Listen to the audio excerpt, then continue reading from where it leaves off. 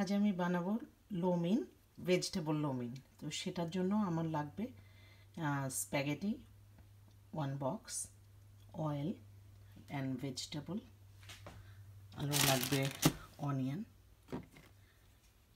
Chilli powder, salt, soya sauce আর garlic powder. প্রথমে আমি স্প্যাগেটিকে বয়েল করে নিয়েছি। আমি চুলায় একটি ফ্রাই প্যান দিয়ে দিলাম। এখন দিলাম একটু অয়েল, 1 টিস্পুন পরিমাণ। এরপর এতে দিয়ে দিলাম অনিয়ন,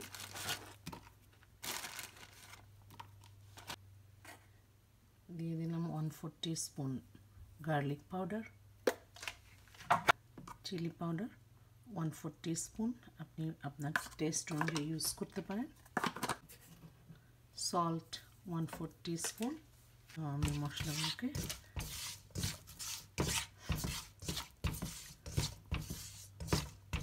অয়েলের ভেতরে মিশিয়ে নিলাম। আমি ভেজিটেবল লোমিন বানানোর জন্য ভেজিটেবল নিয়েছি একটু পরিমাণ carrot, cabbage, mushroom, lima bean, green beans, red bell pepper. আমি প্রথমে ভেজিটেবলগুলো দিয়ে দিলাম মশলার ভেতরে।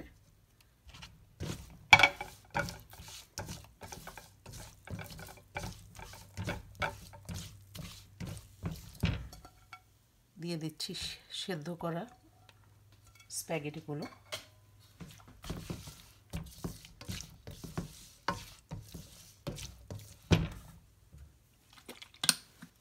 দিয়ে দিচ্ছি 1 টিস্পুন পরিমাণ সয়া সস।